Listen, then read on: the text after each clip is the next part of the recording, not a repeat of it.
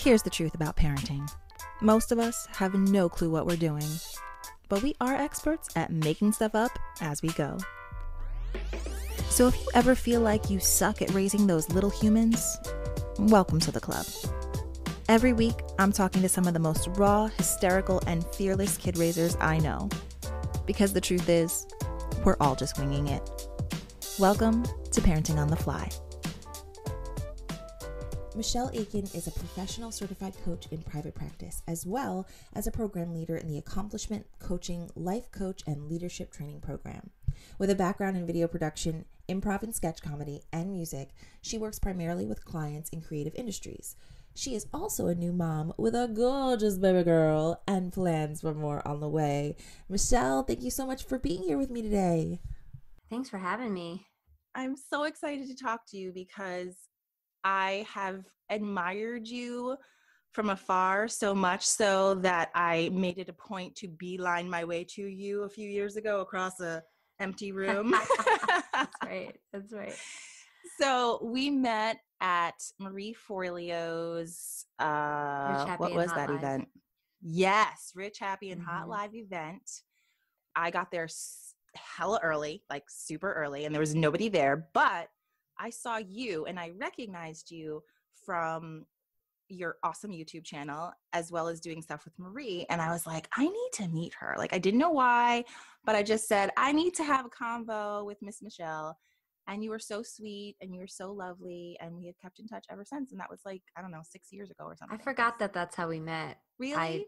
I told my husband I was doing this podcast today, and we met through like the Marie Forleo world, which yeah, I mean, that's pretty much it. Yeah, and I couldn't remember how exactly, but it's funny because I admire you from afar watching how you're a mom of 4, and that's what I want to be. Aww. So I'm one quarter of the way there. Got 1 down, 3 to go. Yeah, so I really appreciate your Instagram. I appreciate like you sharing about your experience and everything, because it just provides a lot of hope and sort of tempering my mind for everything that's going to happen. Well, you're already in it. So Amelia is a year and change, correct? Tell me about what parenting is like versus what you thought it was going to be like, because yeah, good question. Because I think a lot of people have certain ideas of what they're going to do, about what's going to happen, how it's all going to proceed and lay out for them. You know what's funny? Whenever I would think about what it's going to be like, I would come up with this blank in my mind. I don't know if a lot of people, just when I was pregnant, I kept thinking, I have no flippin' idea what this is going to be like. Because not only, have I not had a baby before, but I am the baby. So I'm the youngest of 4, and I've never been around babies. I have one cousin, my cousin Colleen, who I was sort of around, and my neighbor Susie, and that's about it. There haven't been, and my sister has kids, but it's not like I was around every day helping her. I could count the number of diapers I changed before this on one hand. Right. So, and I literally, like, I was burping my baby girl in one arm and Googling how do you burp a baby in the other, because I don't learn well, like, preparing myself in advance of something. I typically learn what I need to learn in the moment. And so I didn't take child care classes because I won't retain any of it anyway. I just learned by experience. So it has definitely, so since I didn't have a lot of expectation for what it was going to be like, but what I can say is that the change that came over me after having the baby was something I couldn't really have predicted or understood. No matter how many people told me, oh, just wait till you have the baby and you're going to have this like incredible thing and like love that you've never known and all this stuff. And I'm like, yeah. I don't know what the hell you're talking about, but I can imagine, I guess, but I couldn't. I really couldn't. And 10 out of 10, I recommend having babies. It's really great. It's like really, really, really great. And I'm so much, I was thinking about it last night, the way that I love this kid, it's like the true definition of unconditional love and intimacy.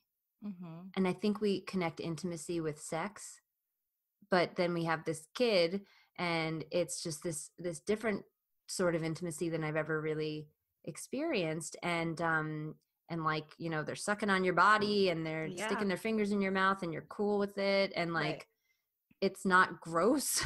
No. At all. It's not like something you need to get over. You're just like, yeah, whatever. I'm gonna go poop on my hands. That's cool. Let's, you know, it's amazing how bodily fluids from your child are far less disgusting than from anybody. You're like, okay, all right, you just peed on me. It's cool. It's fine. But that's like, it's like the same as me because you came from me. So I don't, it's just like mine, which is, you know, a certain level of gross. So however gross your own pee-pee is on you, that's how gross your kids is going to feel on you. So, you know, you get over it. But yeah, you do. You absolutely do. Yeah. So before you had your daughter, I think from afar, just looking from afar, you had a very quintessential New York City, Brooklyn, single girl lifestyle.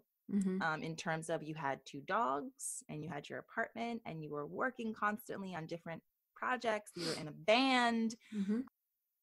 Now, a lot of that has shifted, obviously, because your focus is not solely on those things. So do you think that there is a level of selflessness that you're experiencing now that you couldn't experience prior to? Such a good question.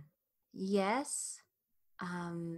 In that, well, one of the things I said, this might answer your question, I'm not sure. Let's see. One of the things I said when I decided I wanted to have a baby was that through all of this coaching work, I've really taken on me time and saying no. And, you know, all those things that we struggle with before you start into personal development work, and maybe even once you're in it, well, definitely, because we never stop growing in these areas. But I mean, I had a hard time appreciating a lot of what I had because it just became really easy.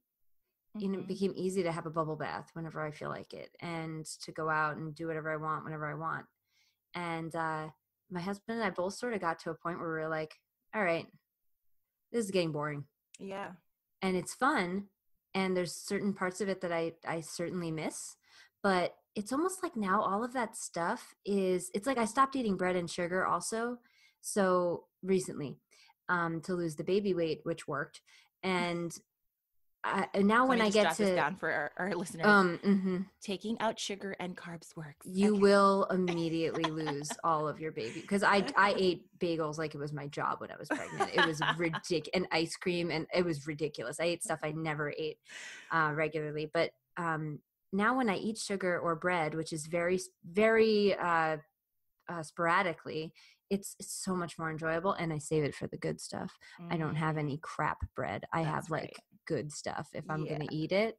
Same thing with sugar, not that there's really any good sugar, but if I'm going to have sugar, it's not going to be some prepackaged cupcake. It's going to be like be a the chocolate tort at a high-end restaurant or something if I'm going to eat it. So it's cool because my standards have raised in that area, and I'm not just eating like Snickers or whatever all the time. And so I enjoy it more. So it's almost like having a baby allowed me to be more selfish because I now really value that alone time, and I'm a demand for it when I need it because I'm just super committed that when I'm around my daughter, I'm fully there with her. Right. And we all struggle with that. And I mean, this has been quite a year of learning what that actually feels like and learning when I need to step away and ask for more help. And I still am not asking for enough. Mm-hmm. I still struggle with it quite a lot. My sister and I were talking about that yesterday and joking. She's like, what's wrong with us? Why can't we just ask for help? I don't know, girl. We're pre-programmed. We are. It's really hard for me to ask for help too. You know, when I'm recording these podcasts, my mom is here and she's with my daughter. The boys are actually with their grandfather today. But outside of that, like outside of my circle of family, I have not asked for any help. And tomorrow I actually booked my first voiceover gig, which is freaking awesome. But because it's tomorrow, I was like, oh, my mom can't watch the baby tomorrow. What can I need to actually figure something out, huh? I got to figure something out. I got to work outside like my box of like comfortable, you know, ness of like asking only certain people. So a friend of mine has a teenage daughter who was looking for like babysitting work. I'm like, listen, I just need a mother's helper for like an hour. Like that's all I need. Like I don't need like all the frills. I just need you to keep her alive and not around, not in That's the a space reasonable so expectation. Yeah. I don't think that's a lot to ask. No, it's not. But yeah, that was really difficult. I had to really sit there and be like, who can I ask? Because I never do. Right. It's a weird thing. Yeah. And to expanding your to be like capacity for what's possible, thinking outside of that little box that you have, because there's so much possible.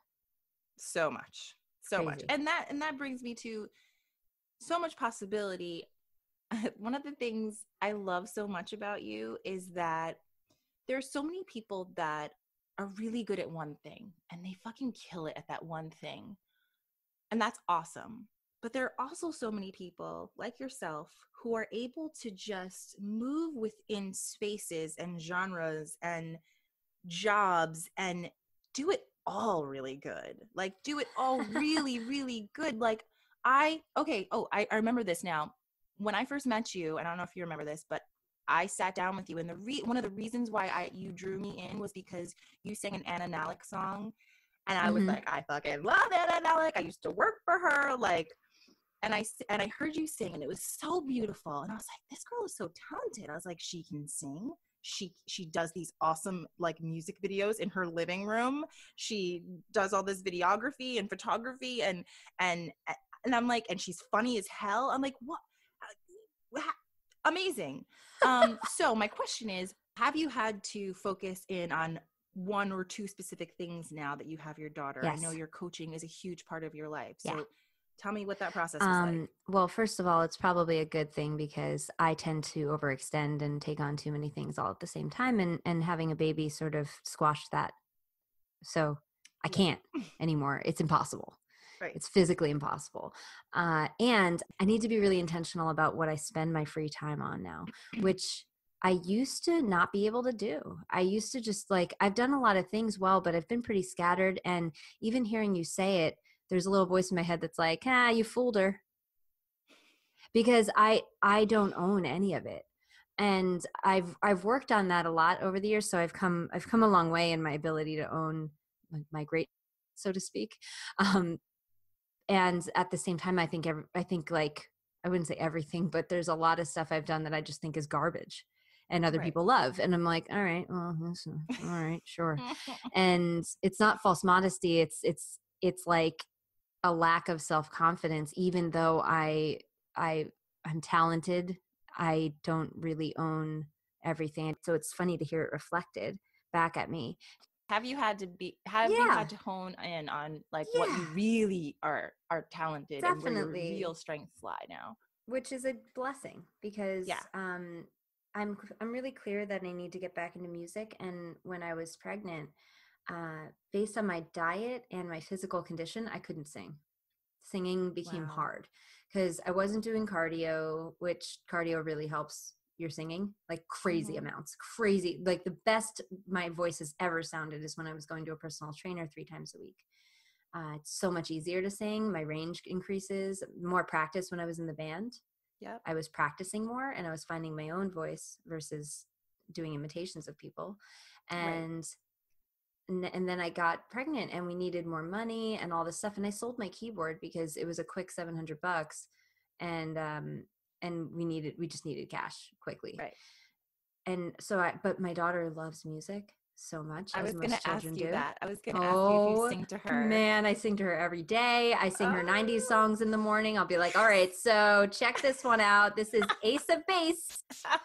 And I just tell her about all the different, today's a no doubt day. Get ready. Yes, I love it. And she loves it. And I'll improvise dances to Taylor Swift, and she jumps around in her walker. So she loves music so much, and she tries to sing along. And her version is, she just screams. But we went up to Justin's grandma's house, and she had a big piano there, like a really nice Steinway. And I sat down at it with the baby on my lap, and I started playing. And I was just playing chords, but I started to play them in a rhythm. And she just she was like, yes, yes, yes. She got so excited. And Justin and I were like, all right, we need to buy another keyboard as soon as possible. So that it's going to be in the next year. I'm working on having my business baby right now and going to the next level of my business, because I'm pregnant with a lot of ideas right now. And girl, I feel like you have so much creativity in you that it does not surprise me that you got another thing coming. Does not surprise me at all. It doesn't surprise me if in like 6 months you'd be like, and I'm gonna have another baby too, because that's where we're gonna start trying. Yeah. 6 months. Yeah. I knew it. Well, it gives me a deadline.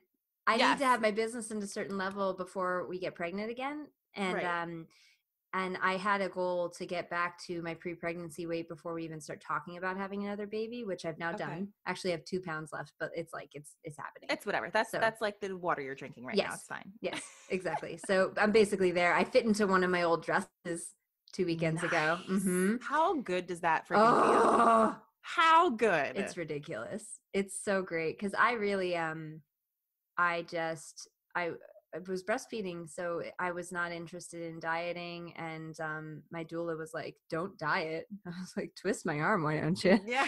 I love food and I love bread, and I was eating a lot of bread. But I feel so much better now, though. I will say that breastfeeding, for me, I can't speak for everybody because I know this is not the case for everybody, but for me, breastfeeding, I was in the best shape ever during that 2.5 years that I breastfed. Like, because literally burning it didn't work that way for me. No, I didn't like it. The weight started falling off immediately, but then it stopped, and then it went back, and then started going up. So I miss breastfeeding boobs. They're pretty lovely. Awesome. Maybe my mother-in-law didn't lose hers. My mother-in-law had 4 kids, and hers stayed big. Yeah, so I'm hoping. You can't see the saggy baggies right here. But. It's such a thing, right? The physical transformation we take on when you become a mom, and like it's an identity thing. Yeah. And it's weird. There's so much, and I feel like women need so much more support than we even realize. No pun intended. Absolutely. And we just need to be really honest with the reality of what it is. Yeah, my boobs are flat little brown pancakes. Like they're not cute at all. And I nourished 4 kids. So and I'm on my way. I mean, they're already pretty much like that. And my husband doesn't mind at all, but he's never it doesn't matter how I look. He's always like, come here. I'm like, all right, well, I think I look gross, but sure. I'm the same way. My husband will be like on me. I'm like, I smell like I have that breath right today. now. Yeah. You don't even want to go down there. Like, let's put this off. And he's like, I don't care. Yeah, but I do. Exactly. I'm in the way. I'm always getting in the way. Yes. It's like I can't. There is such a mental thing with intimacy for women, I think, that men do not have. They're very compartmentalized. And it's like, here's my sex box. I'm in my sex box now. There is nothing outside my sex box. Women, it's like, here's my sex box, with also has a laundry box in it, which also has an email box in it, which also has like all these things that they are oblivious to, and we can't get over those things to just do the thing. Do you know what I'm saying? Yeah, like, I do. I wish I could. I wish I had just one box. Just one. But that's not how we work. And no, I was sharing with another, like someone who's thinking about becoming a parent. I was talking about this because my husband and I had an intimacy breakthrough in our relationship after we had the baby. And I used to get really worried about having kids as like the end of intimacy or something. Mm-hmm. And that I wouldn't even be able to have the baby because we avoid sex so often that how are we going to have a baby? Right. But of course, like we had sex once and then got pregnant. So like, well, not once, but maybe 4 times, you know, like maybe the first time I miscalculated my ovulation. The second time around, I got it on the nose. We had two times we had sex during that cycle, pregnant. Yeah. So I'm very blessed. Very grateful that that's how it went, and I hope it continues to go that way for us. And it went that way for his parents, so I'm pretty and mine. So I don't think we're gonna have any problems, luckily. But yeah, we had a total intimacy breakthrough, or at least I did. with like my own body and enjoyed sex more than ever once I finally started having it, you know, because you got Right. you got to heal for quite a while and get over the way your body looks and everything. But when I finally settled back into it and we started having sex again, it was so much better than it ever was. So much better. And I did not expect that. Do you think that's because he now sees you in a new way? No. I see me in a different way. Okay. I think it's all over here. I mean, there may be some stuff going on energetically on his end, but I think I had to really accept how I look. And obviously, as you've heard, just listening to me talk, I still have some issues with it, but I've stopped wearing makeup. I've done a lot of stuff lately that's just feels natural to do, and I'm accepting myself a lot more now. So I think that's part of it. And also, ladies, when you have a vaginal birth with no drugs, it does something to you. It does something really good to you, in my opinion. I feel like it woke up nerve endings that didn't know they existed anymore. Okay. So all right. I'm I had, I guess, what they call an orgasmic birth in my home birth. No, you didn't. Yeah. No, you didn't. I realized after the fact when I explained my experience, because my midwife was like, push. And I was pushing so hard. And she was like, oh my God, I can't believe how hard you're pushing. You're amazing. You are so strong. What is going on right now? And my daughter came like shooting out of me because it felt good. Like she told me to push and I started pushing and it felt fantastic. It didn't hurt.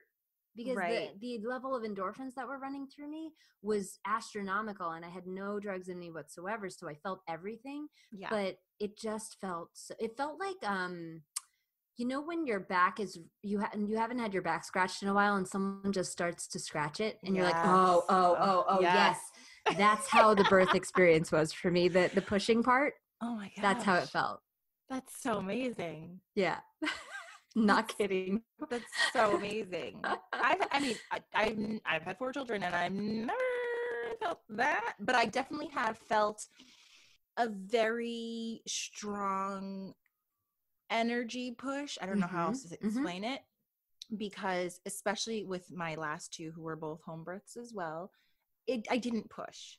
Like you said, your daughter shot out of you. Like I did push because I was going along with what my body was doing. I didn't want to fight that, but it was really my body pushing. And those 2 kids just like out. That's like, great. I can't wait. Cause I did hypnobirthing as well. Okay. So in hypnobirthing, you breathe the baby out of you. And I was doing that and I was in the tub. We had we did the water thing. Tub is amazing. Yeah, it is. And I spent most of the labor there. I ended up having her in like the worst position ever on your back on the bed.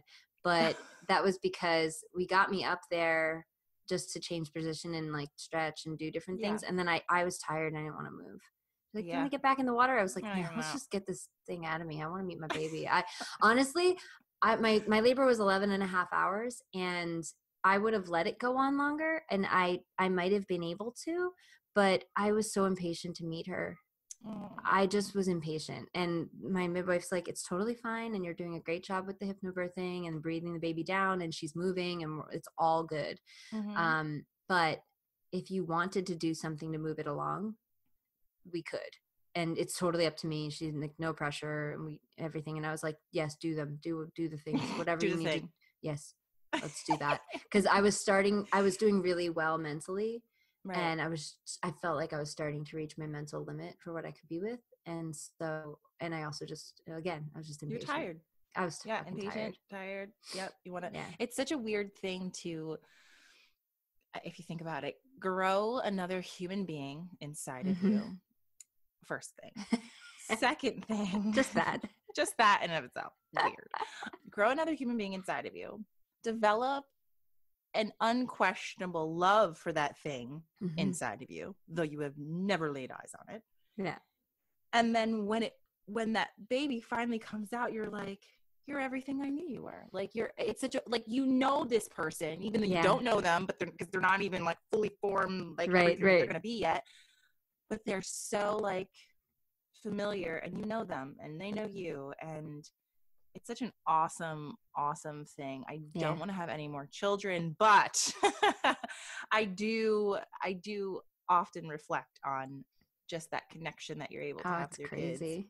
kids. And the fact that, you know, especially at year and a half age-ish is where their personalities are really starting to come out. So tell me the deets of Miss Amelia's personality. And I want to know, like, all the silly shit, like all the stuff that you're just like, where did you come from? Yeah. Where? Yeah. Well, so she loves game shows a lot and clapping. Is it because of the clapping? Yeah. It's because of the clapping. But Yeah. like she will rip her mouth off my boob just to go, yay! for the contestants. She gets so excited. She loves Steve Harvey and Family Feud. When that comes on, she'll like likes to put one finger up in the air and then dance around, or like put one fist and one finger, like number one, like yay, and dance around. She loves Moana right now, which I forced on her, and she happily accepted. And so we watch it every morning, and it, like she does like a hump the air dance. Yes. When it's on, you know. Very familiar with the hump the air dance. Yes, it's pretty damn cute, especially when paired with the fist and the number one in the air and the air humping. It's so funny, man. I picture it. So she's hilarious. She is just started to do the thing where she hits me in the face and then laughs. Oh, that's great stage. Yep. Great stage. Good times. It actually hasn't been so bad. She's pretty good with she's got a really calm disposition. Mm-hmm. People who come over and spend time with us, or we go stay at their house, they're like, does she ever cry? Or like, what? Yeah, she cries. She certainly cries. She has her moments, but she's not a cryy baby, and neither was I. So, and I don't think my husband really was either. And we both have pretty calm dispositions ourselves, and have done a lot of personal growth work and all this stuff. So we're pretty chill around her, and I think she vibes off of that.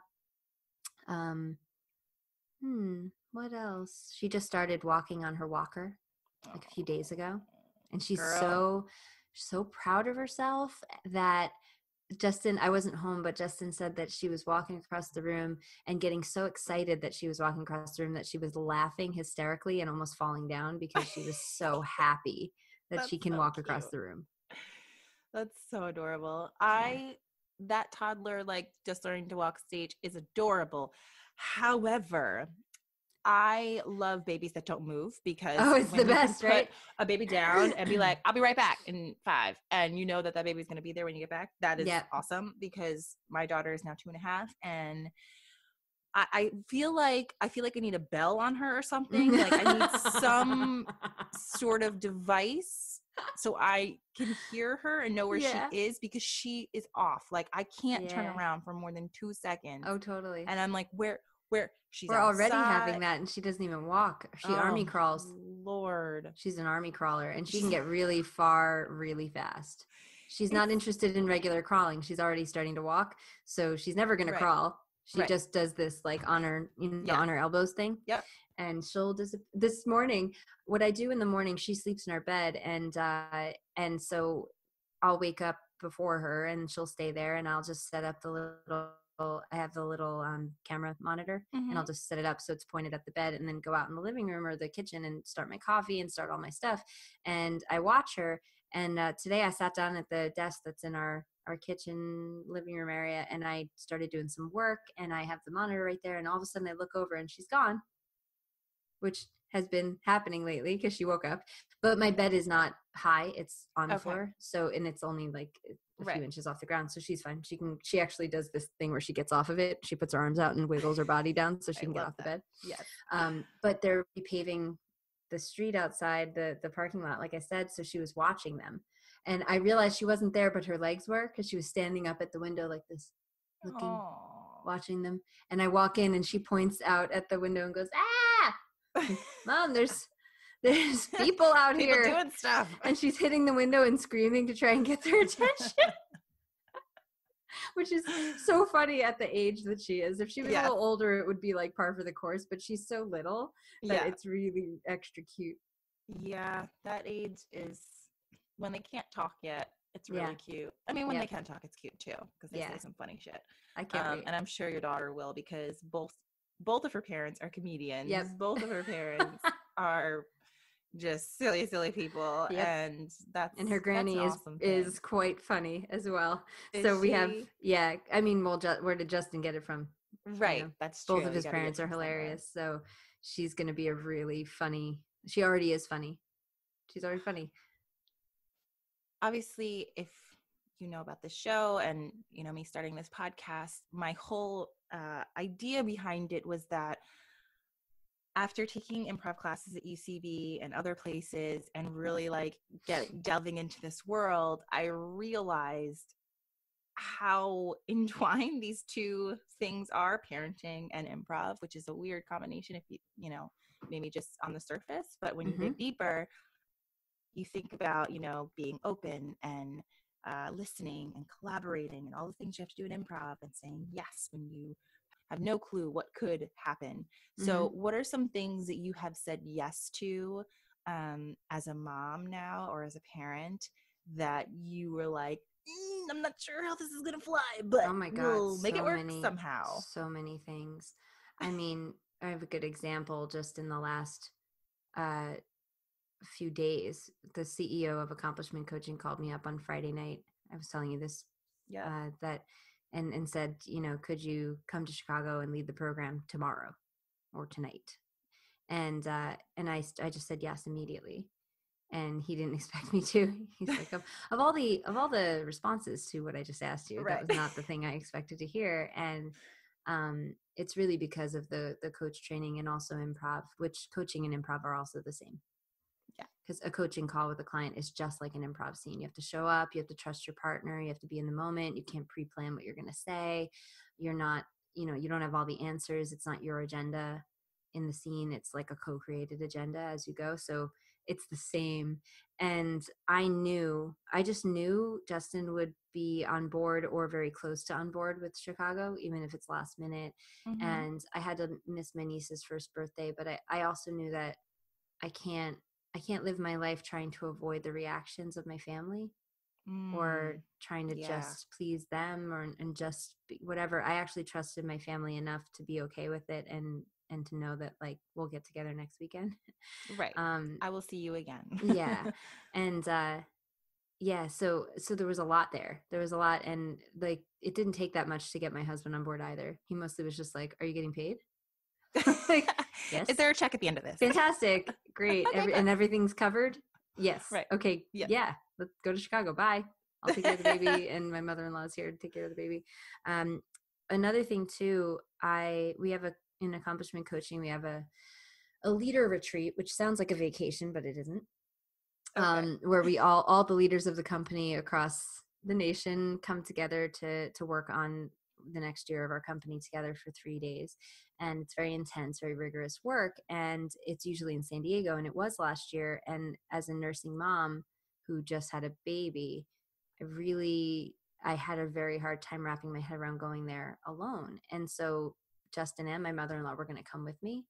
But then toward the end, or toward getting closer to looking at the tickets and what that was all going to be cost and be like to bring the baby and everything, we just decided I would go alone, which freaked me out to no end, and also meant I need to have enough milk here to be able to cover.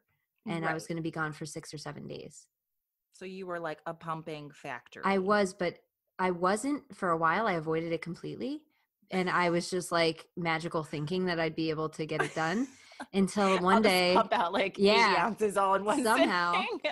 And then it dawned on me, and I sat down and I calendared it out, and I was like, all right, here's how many ounces I need. Here's how many I can do a day. Here's when I'm going to do it. I'm going to wake up before the baby and pump. And it was a very emotional and difficult experience, but I got 128 ounces stored. Damn. Yeah. Damn. And I'd recently talked to a mom who's thinking about doing the coach training program and asked me well, how do you handle breastfeeding? I was like, I could tell you how I did it. And the first thing is the mindset around it. You have to decide that it's happening and not be in the mindset of if I can make it work. Right. You just need to decide that it's going to work. And that's the step number one. And that's not the only step, obviously, because if you just decide it's going to work and don't put any action in place, you will end up without a result. Right. So yeah, you have to just decide that you're going to work it out. And then the ways of working it out appear after that. all it is being like, okay, I'm going to handle this. Yeah. And I'll figure out how as we go. That's so cool that it's parenting. Like, I never thought about that. I've compared improv to coaching, but I've never compared it to parenting. But you're totally right. There's just like going out the first time I took her into the city with me, and how much unknown there is in that, and how it starts with saying, okay, this is what we're going to do, and we're going to figure out a lot of the how along the way. And the first time I did that, I had a little plan in mind just for how to get out of the house on time in the morning. That was pretty much it. That's the only thing you can plan, is like, what am I putting in the diaper bag, and what time do we need to leave in order to get? And so I would recite the plan to her. And she was like, however many months old. And I'd just be like, so in the morning, Amelia and mommy are going to get up at this time, and we're going to do boobies. That's what we call it. And then mommy's going to eat breakfast and make coffee, and she's going to put it in the travel mug because we probably don't have time for her to drink all of it. So anyway, I would just go through the entire story with her so that I could mentally prepare myself. And now at a moment's notice, my sister could call me and be like, hey, want to do lunch? I'll come get you in 5 minutes. And I'm like, yep. Diaper bag, change your diaper, let's go. And I'm outside waiting, and it's no big deal. But in the first few months, the first 6 months, I want to say, I was a basket case if anyone asked me to leave the house. Right. Do you think people new parents put too much pressure on themselves? Yes. And okay, moving on to the next question. What's the end of your question? I'm sure the answer is yes. No, I mean, do parents put too much pressure on themselves to have it all figured out? Like, I feel like because we live in this technological age and you can Google anything, there are so many people that are just like, I'll just look it all up. I'll read the books. I will be 1,000% prepared, and I will know exactly what's going to happen. And when it doesn't happen, that's where disappointment sets in, because nobody is perfect. Nobody gets it right 100% of the time. But do you think that there's like this overwhelming pressure to do that? Yeah.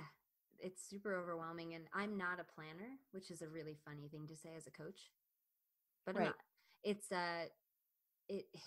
been it's been my Achilles heel for the last 5 years that I really don't like to plan. I really like on the fly, which is I'm really good at that, and I don't like planning. So I bought some books but didn't read them. They were references for me, if anything. And then I realized through Googling that you can find any answer you want on Google. It's true. So if you want to Google, should I breastfeed, and find out that you shouldn't, you will find that. And if you want to find out that you should, you will find that. And so eventually Googling became like a bankrupt idea for me, because you will literally find whatever you're looking for. And that's why I ended up Googling burping while I was doing it, because I just, like I said earlier, I wouldn't take it in anyway. And also I just think that's fine. So what are you most excited about for the next year with Miss Amelia? Like, what are you like totally like things that you can't wait to do with her? You're like, I can't wait. We can do that thing together when you're old enough, big enough. I can't wait till she starts singing. Oh, yeah. I'm going to die. I'm just going to die. There's this video of this little girl singing Moana songs with her dad. Have you seen this? I haven't seen that one. I saw the Moana one where the girl's on stage with everybody else and she is killing it. Like, she is that's Aoli'i. That's the actual voice of Moana. Yes. So there's this little 4-year-old girl that does YouTube videos with her dad. Her dad plays guitar and she sings, and she has like perfect pitch, and it's so beautiful. And they have this video of her singing How Far I'll Go with Aoli'i from Moana. And I happened to come across it when I was on my train ride to DC a few weeks ago. And no matter how much I'm missing my daughter, I never let myself cry on the train. I just shut it down. I unconsciously shut it down, and then I have to go cry when I get to my hotel room to release it. Otherwise I have an anxiety attack. Like, the separation, I can't deal. But I was on the train and I clicked this video, and it's just this sweet little girl, and she starts singing with the Moana girl. And like, Abby turn, I take, Abby track, I track, Abby. And she's just singing it perfectly, and her dad's playing, and something came over me. I guess I realized that could be Amelia at some point. And I just started sobbing. I had my hand over my mouth already. Like, I was just looking at the thing like this. And then I just I was like grasping my face and hysterically crying with people all around me on the train. And I'm just holding it and I'm kind of shaking my head going, can't handle it at all. Oh, it's hilarious. I love it so much. I never used to cry at anything. I'm such a crybaby now. Yeah. It's great though. I'm glad. When I started following you and started following Marie Forleo, while I was inspired and motivated by all the things that you created, there was also a disconnect because Marie and Chris Carr and Gabby Bernstein and all those people of that realm, all are not mothers. And for me, it was one thing that Danielle Laporte is, though. Yes, I know she is. That's why I didn't mention her. But that was the one thing that made it difficult for me, because I was like, you don't get it. Like, it's not the same when you're a single woman doing all the things that you're doing when you have 1, 2, 3, 4 other people that need you a lot. So have you found like a different tribe of women professionally now? Because like, has that changed? They were already there. I just didn't relate to them before. Right. Even the woman I'm talking about, Laura Fink, and she became a mom not that long ago. She has 2 kids, but she had them back to back, and I watched her do that. But then there's Sarah Olin, who's a really prolific coach in Charleston, and she's in accomplishment coaching. And then also Christine Sachs, who's in New York and is also extremely successful, badass coach. She's a master certified coach now. And we started at the same time, and she's got that credential already. She's pretty awesome. And so I knew them. I knew Sarah and Christine already, but now we have a different connection now. Right. And there was something that I could not understand. Well, thank you so much for being on this with me. Oh, my pleasure. You'll have to come be on mine. Yes, please. I'm so excited that we finally got to talk, because you were literally one of my top 5 people on my list of people. Thank you. No, for reals. You were on my top 5 list of people just because you're insightful and funny, and I just knew how much this whole mom gig meant to you. So I was like, I need to talk to her. Oh, it's an honor. Thank you so, so much. And I will post all the links and all the info for Michelle, but you can find her coaching information at michelleakin.com. Is that correct? .nyc. .nyc, You can find all of her information, her Twitter, her Instagram, her social medias. And stalk me. Yeah, stalk her, please, because she's totally stalkable and she'll love you for it. Yeah. Thank you so much, Michelle. Mwah. Thank you, love. Mwah. If you like this episode and want to hear more tales of making stuff up as we go, please subscribe to our show, give us a rating, and drop us a review. Thanks so much for listening to Parenting on the Fly.